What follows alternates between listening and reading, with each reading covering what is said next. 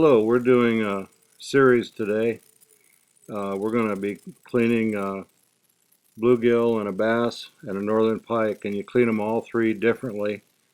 Starting out with bluegill, the first thing you need are your tools, and the tools you need are a nice sharp fillet knife to start. The worst thing you can have is a dull knife. The most dangerous thing you can clean fish with is a dull knife, because with a sharp knife you cut right on through easily. And with a dull knife, you have to push and push and push.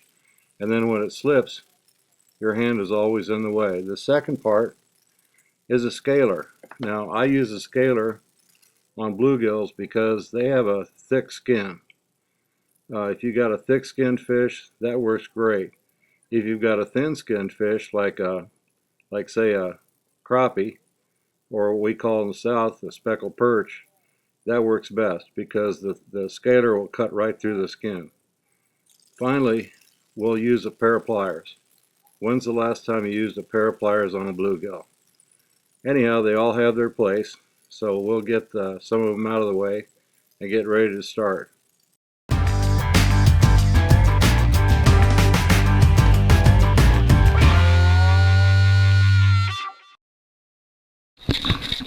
We start up here, and I always do the bottom first,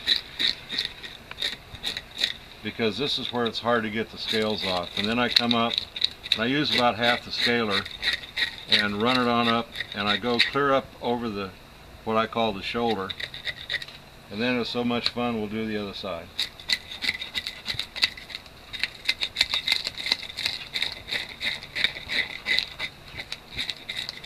And you're scaling just little bits at a time. If you scale a whole bunch at a time, you get all hung up and it doesn't work.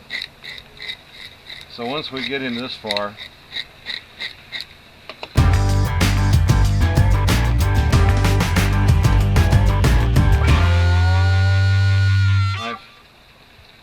and cut him from the starting spot up to these fins right here, just to the back of the fins.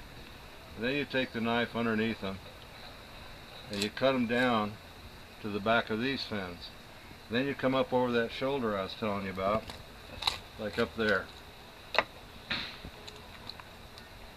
Pull the guts out. There's a membrane that's on the inside right here, and you can stick your finger underneath it and pull them out. And that's what it's supposed to look like.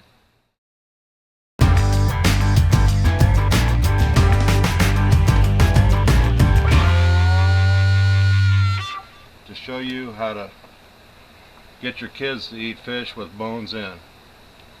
So here's the tricks. First thing is, there's two sets of bones in this fish. There's rib bones and there's Y bones. So you cut right above the Y bones right here, and then right behind the rib bones right there. Same thing here. And down there. Then you take and you go up along the fin up here on both sides. And if somebody tells you that you never should cut towards yourself, that's an old wives' tale. If you don't cut towards yourself, you can't cut. I used to be a meat cutter, and if I didn't cut towards myself, I'd just be, in one word, I'd be behind. So you cut whichever way your knife goes and try not to cut yourself. But you take them up like that. Take these friendly pliers and right out like that.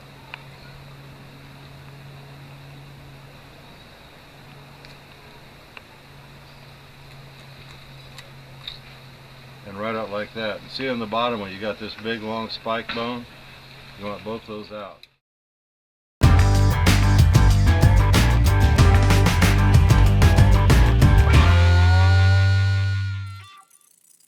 So now we'll clean it up a little bit, and here's what it should look like. That's a bluegill, completely finished off. It looks awesome. And the kids eat right up to the top, right where my hand's going there. they'll never get any bones. Now, if they should know that if they get down in that area there, that's full of bones. You've got rib bones and you've got Y bones. But if they stay on top, they can eat bone-in fish with never swallowing a bone.